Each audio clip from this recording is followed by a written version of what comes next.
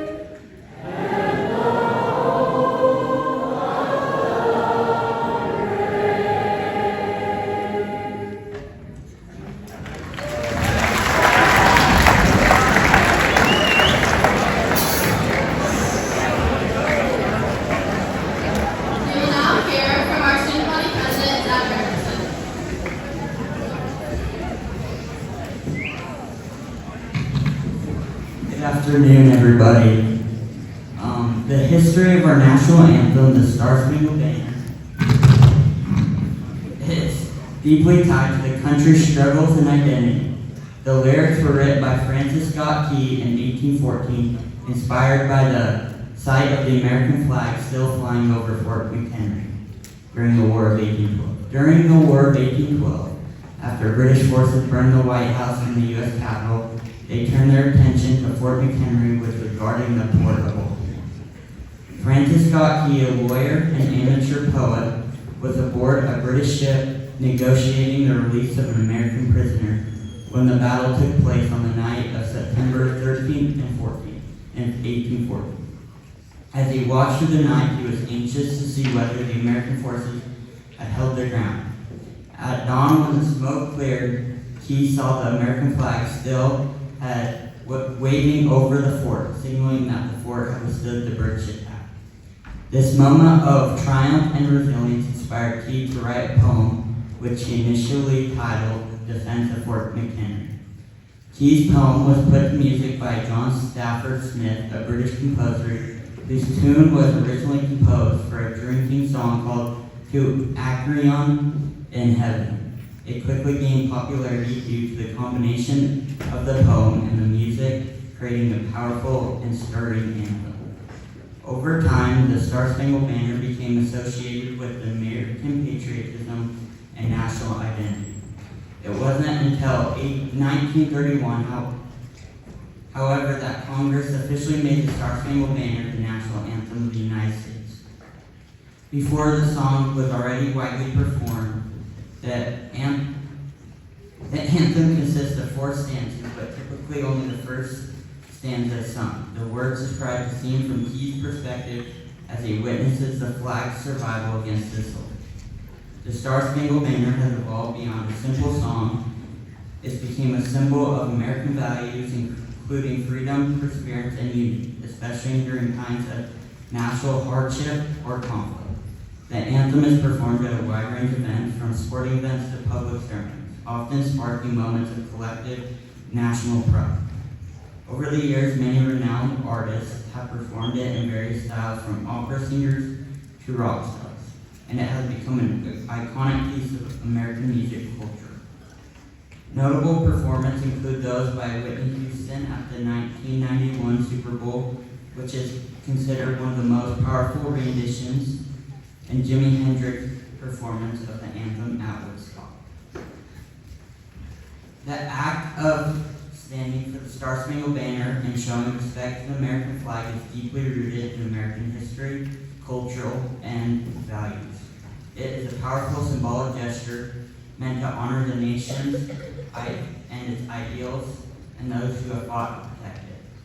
For many, the flag is not just a piece of fabric, but a living symbol of the nation's ideals and aspirations. The national anthem is not just about a song, it's about recalling the struggles, sacrifice, and perseverance that the country has faced to maintain its independence and its ideals. When we sing the anthem or stand for it, we are symbolically reaffirming our connection to these historical values: freedom, democracy, and pursuit of justice.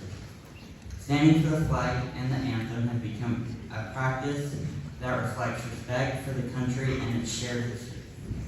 Here are a few key reasons why standing is widely considered a sign of respect. Respect for the nation and its ideals. Standing for the anthem and the flag is an outward expression of patriotism. It is a way for Americans to honor their country's founding principles: freedom, democracy, and justice for all. The flag itself has come to represent these ideals, and standing during the anthem shows reverence for it. Respect for sacrifice. The flag represents all those who have fought and died for the United States, whether in wars, military conflicts, or other national struggles. Standing during the anthem is a way of honoring the men and women in the armed forces, as well as many others who have made sacrifices for the freedoms and security. It's an acknowledgement of the ongoing work to preserve liberty and justice, often at great personal cost. Cultural tradition. Over the years, standing during the anthem and the flag ceremony has become a deeply ingrained tradition in American culture. From sporting events to public ceremonies, standing is an act of cultural unity. It brings people together in a shared moment of respect, patriotism, and remembrance of the nation's values. Unity and patriotism. The act of standing together during the national anthem reinforces a sense of national unity, especially in moments of collective celebration, such as sporting events or public gatherings. It helps individuals that they are part of something larger than themselves, the American story, which includes both triumph and struggle. The American flag itself is a powerful symbol. Its 13 stripes represent the 13 colonies that declared independence from Britain, while the stars on the flag represent the states of the Union. It reflects the struggle for freedom and equality that has defined the U.S. history.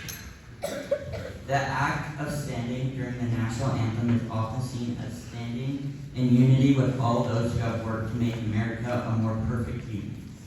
Despite the debates and controversies, the Star-Spangled Banner and the American flag continue to hold significant meaning for many Americans. They represent the country's founding ideals, the struggle for justice and equality, and the hope that the nation will continue to strive towards its highest principles. Standing for the anthem or the flag is a way of expressing unity with that ideal, the belief that as a nation we are always in the process of becoming more just, more free, and more inclusive. It is an act of remembering where the country has come from while also acknowledging that there is more work to be done. Standing for the flag and the national anthem is an expression of the respect for the nation, its history, and the values it stands for. It's a way to honor the sacrifices of those who have fought for the country and acknowledge the ongoing work of striving for justice and equality. Whether as a sign of patriotism, protest, or personal reflection, the anthem and flag continue to serve as the central symbols of the American experience. We will now have a moment of silence for 60 seconds to remember those who have served.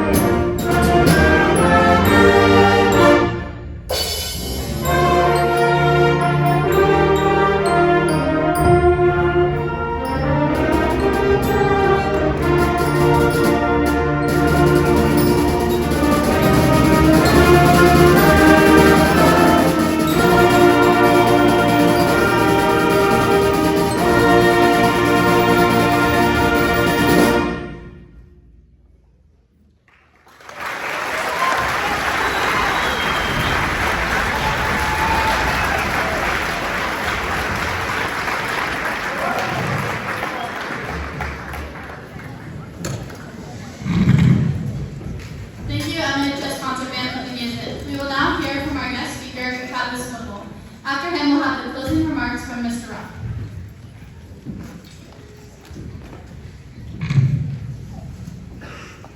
Is this okay? There we go, now I can see you. Thank you for inviting me to come speak to you today. I'm honored to have this opportunity to represent the American Legion on this Veterans Day and to salute those who have come before us in preserving freedom. By way of introduction, as some of you may know, but probably most of you don't, I'm Travis Whipple. Many of you probably know some of my children: Cayman, Edson, Jackson, which is maybe kill me for saying this, Serena, Caroline, and we have a 7-year-old Gideon, who is way up there in the corner. I attended high school just over the hill here at Mountain Crest, and I even ran a few cross-country meets here in the lab while I was going to school with each year. Actually, I'm not sure. I enlisted in the Army at 17.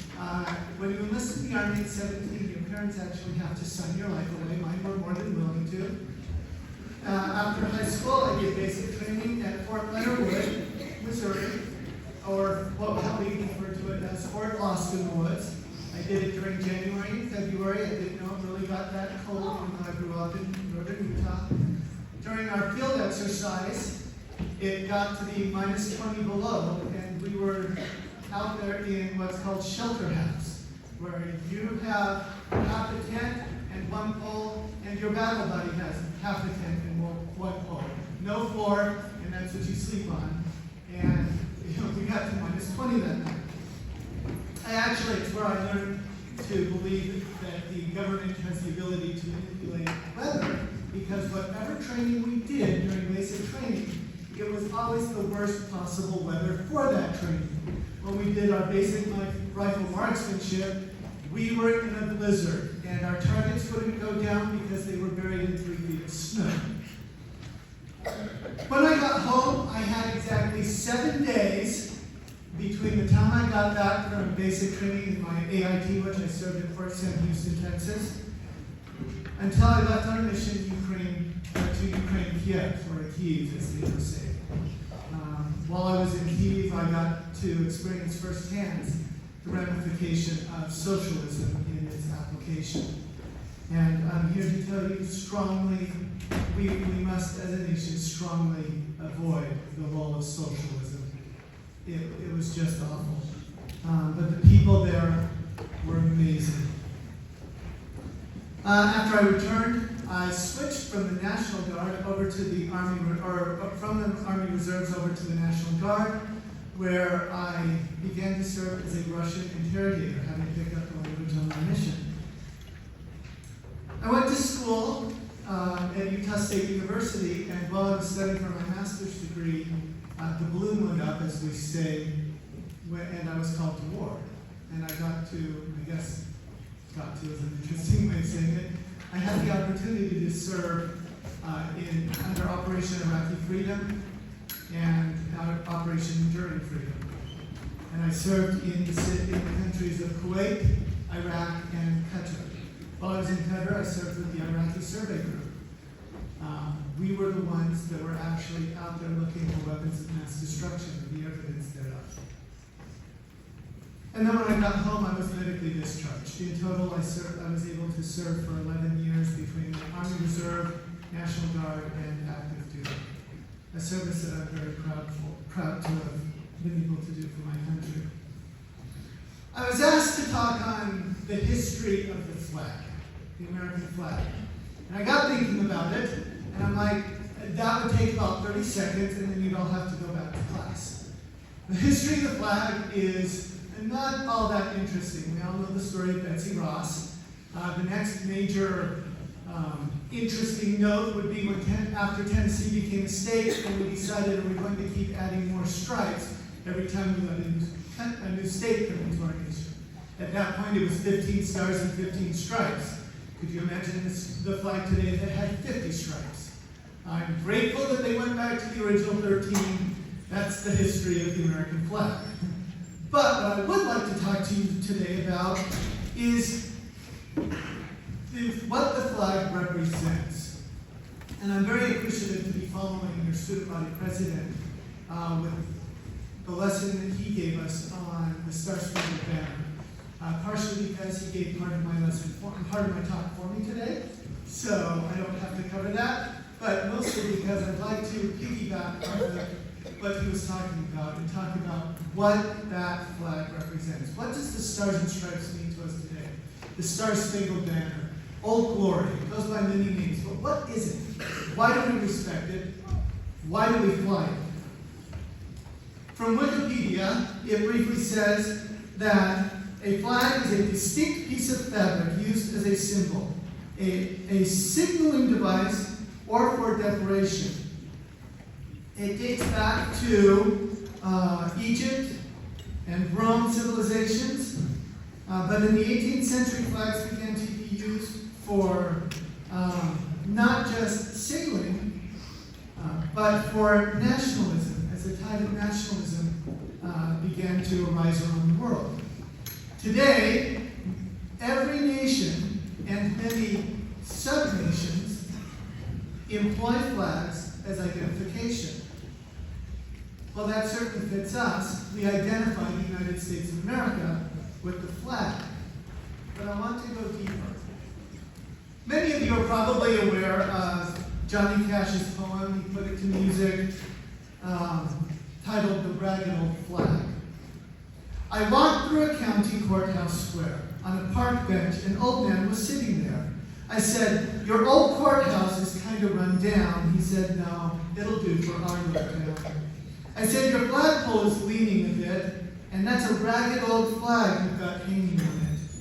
He said, "Have a seat," and I sat down. "Is this the first time you've been to our little town?"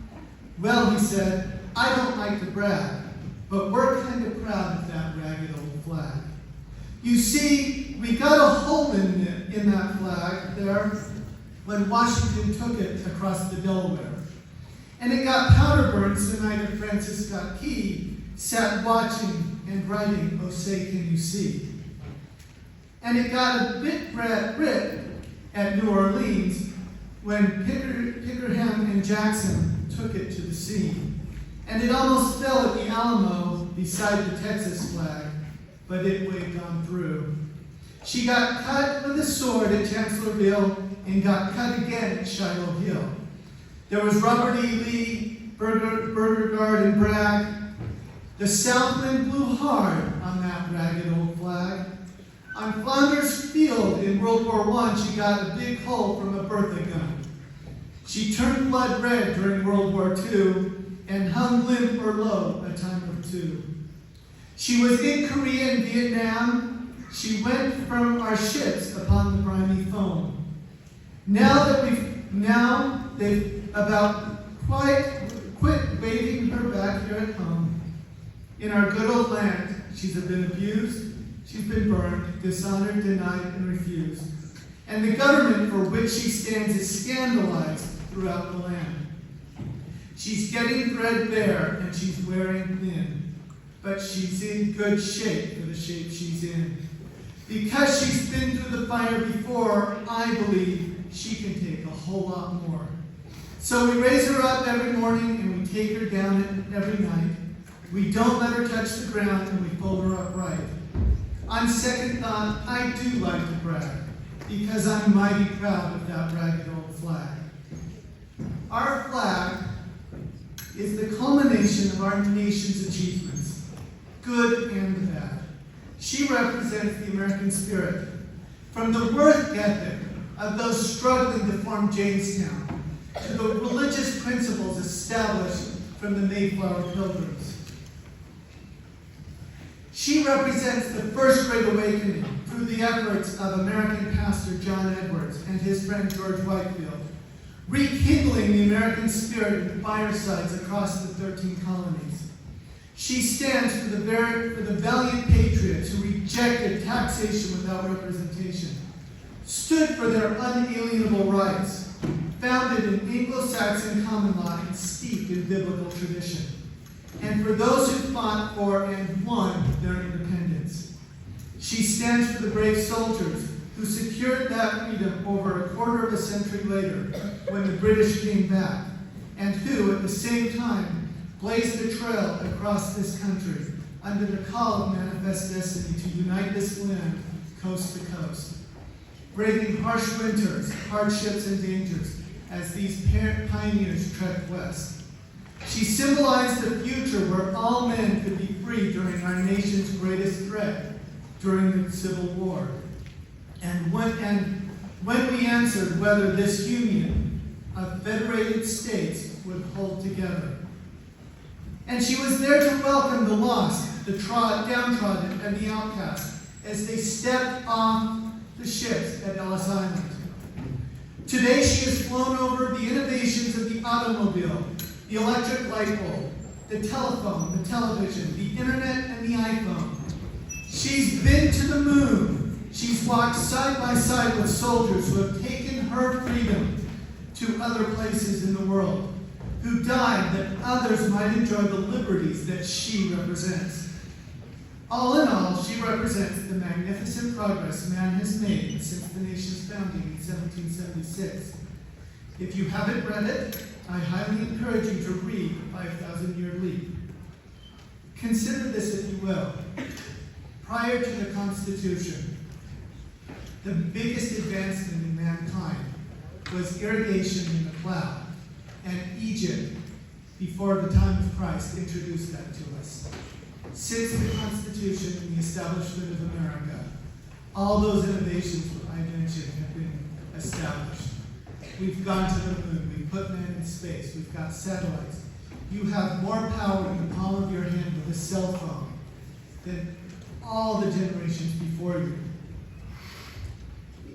In other words, the Star-Spangled Banner represents the United States of America. She embodies the innovation, perseverance, and sacrifice of all who went before us, and who, with our vigilance, will follow. So as the poem highlights, we don't fly her in the dark out of respect for what she stands for. We don't place her on the ground, and we don't hold her in such a way as to restrict the freedom of flight. We don't take a knee when she is raised. We stand up and place our hand over your heart, unless you are an active military or a veteran, in which case it has been determined that your service has earned you the privilege of saluting the flag. And we reverence the flag of the United States of America and the republic for which she stands. And yes, we are a republic. Our founders knew all democracies die. In fact, I would like to issue you a challenge. Over the last 150 years or so, there's been a concerted effort by those who would undermine your liberty to lead you to believe that we are a democracy. Democracies always end in a dictatorship. We are not a democracy. Our founding fathers knew better. We are a republic, and my challenge to you is use the proper language when defining our nation. Quick side note, there are only 2 exceptions on how to display the flag. The first is on a military uniform. If you've ever noticed, the military patch on the sleeve appears to be backwards. There's a reason for that. If you were holding the flag as a banner marching into battle, the flag would fly backwards. This symbolizes that the American flag always marches towards the conflict, never in retreat. The second is the universally accepted distress symbol while at sea. I've seen many who are honestly worried about the direction our nation is going, who have inappropriately flown the U.S. flag upside down in a symbol of distress. I would like to make it clear now, flying the flag upside down is akin to dialing 911 while at sea. It is an honest-to-goodness distress signal, and it is not an appropriate display of the American flag, unless at sea used so. So let's respect the flag. So on this Veterans Day, and every day our nation stands for liberty, let's fly the flag with pride. But let's study the flag code from time to time so that you can do it correctly and respectfully. For, as your student body president mentioned earlier, to dishonor the flag or to to sit with the national anthem is to dishonor all those who came before us, all those who gave the ultimate sacrifice to defend liberty you enjoy and that she represents. If you don't have a light on her, take her down at night. The flag flies during the day, symbolizing the sun on our nation. When it's time to retire her, take her to the American Legion, or retire her yourself correctly with respect. And remember, anything that is deliberately made to look like the flag is the flag and should be shown the same respect.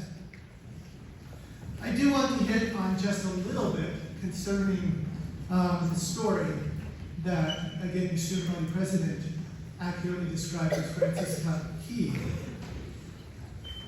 It was penned while he was negotiating, or after he had negotiated the release of prisoners.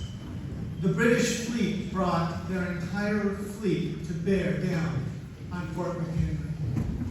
They told the people there, if you take that flag down, you will no longer be a nation.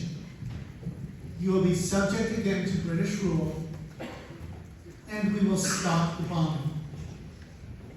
The men there at that fort knew what it meant for that flag to fly. And as I read this, I would like you to ponder in your own heart and mind, do you know what it means to have that flag flying over our nation?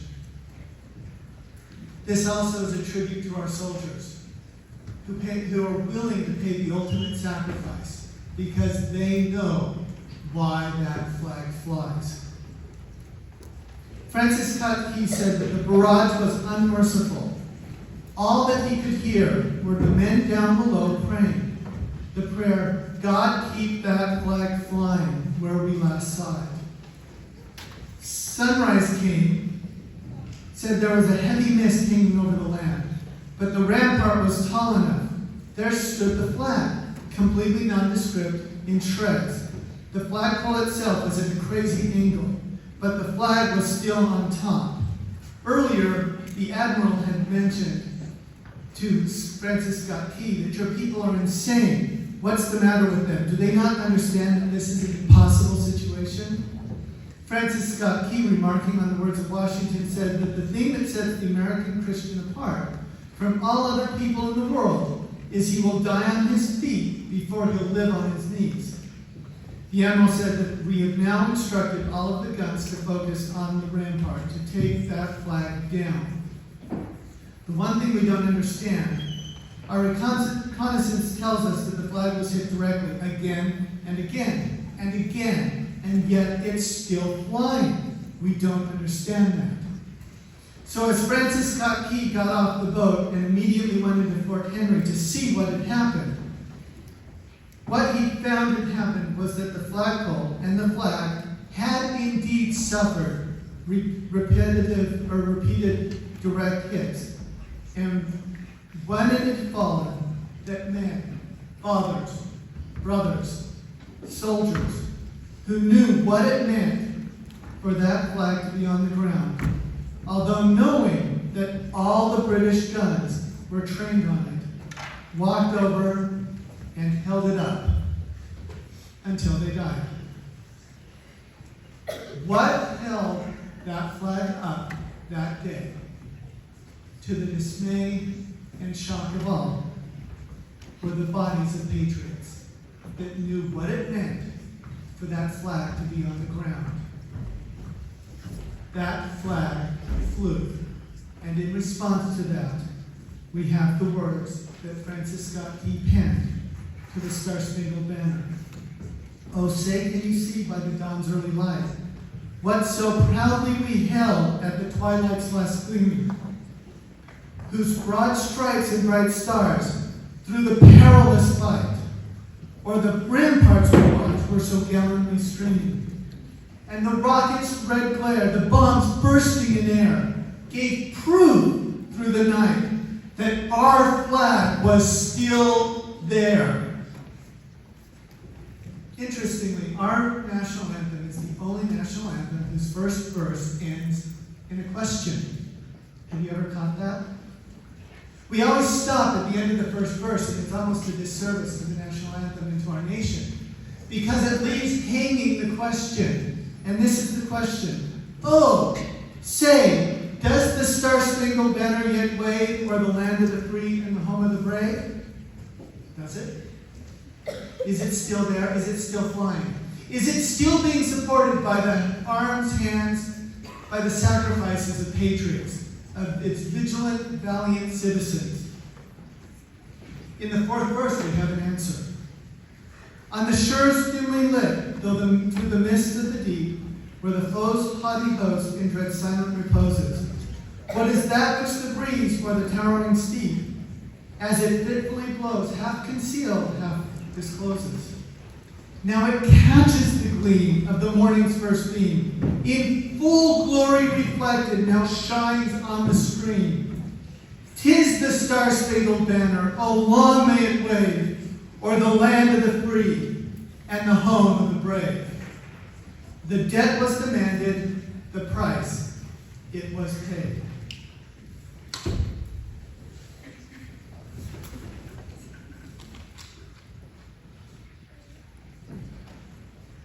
That flag represents our nation. That flag represents you and me. It flies, defending or representing our freedom, our republic, because of the lives of the soldiers today that we honor. We need to remember those sacrifices. We don't want to let that flag fall, or their sacrifices were in vain. I admonish you to be constantly vigilant, to study, to learn about your nation, and to be proud of it. And to close, I'll just echo the sentiments of Johnny Cash. Why? Why did I serve? Why do people serve? Because I'm mighty proud of that ragged old flag. Now, if there's time, I can take questions about my military service or Iraq or anything. 5 minutes? Any of you have any questions?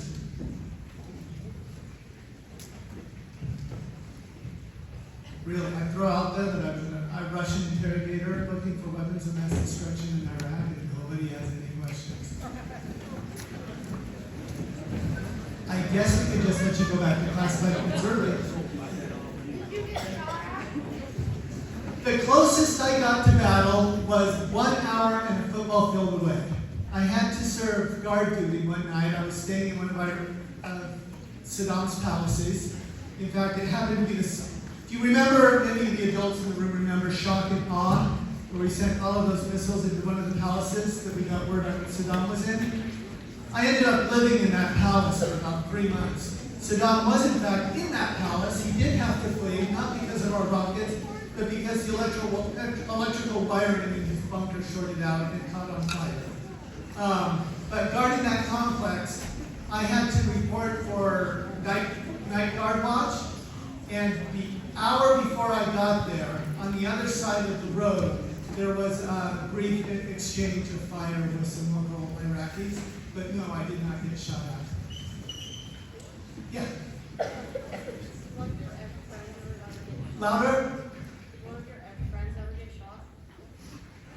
I didn't have any friends directly in combat, but where I was stationed in Qatar was kind of the R&R base for relaxation. It's where we would bring soldiers in from the field and give them a chance to get a break.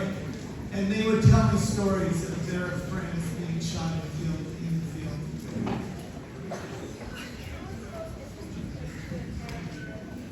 So I never actually had the opportunity to interrogate anyone. So the most interesting person would have been my instructor.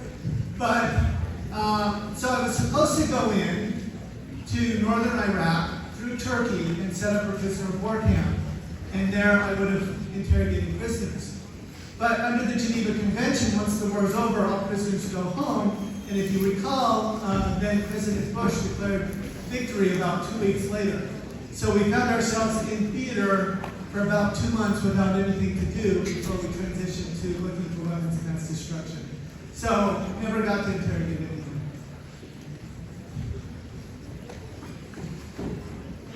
One more? Besides serving like the country, what was your biggest motivator if you went to like, all the So my biggest motivator initially was college. The money that you get for serving in the military for college is quite substantial.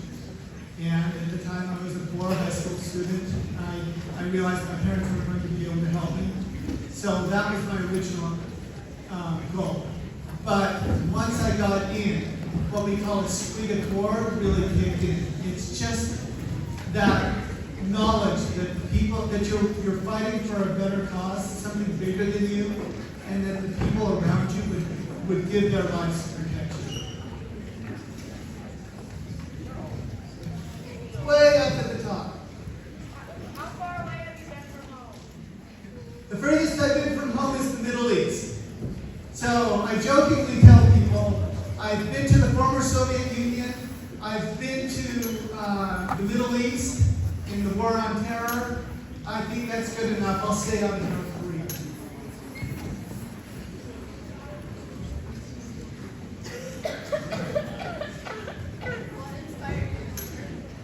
What inspired me to serve?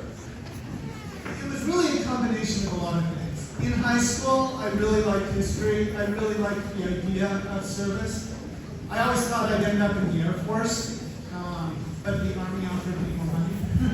So that's, it came down to those two motivations. The desire to serve my country, to serve something bigger than me, and the need to pay for college. They just happen to go nicely hand in hand. Anything from the band? I'm seeing pointing. Oh. What's the worst training you've ever been through? The worst training I've ever been to?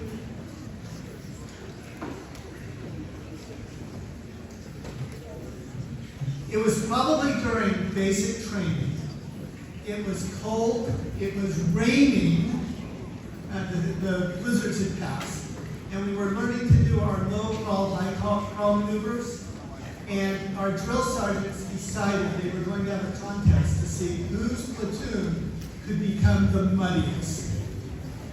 And so we were low crawling and doing all of our maneuver training in some of the worst and coldest mud I've ever experienced. And then, in classical Army fashion, when we were done, of course, we had to clean it all for the next inspection.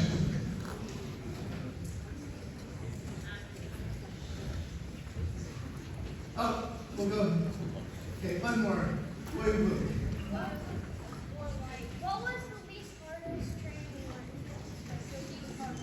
you The least hardest? Probably the least hardest for me was drill and ceremony. That's marching around, learning to do marching maneuvers and stuff. And that's because when I was about your age, I joined the Civil Air Patrol and really loved doing drill and ceremonies there. And so when I got to basic training, that was really the easiest.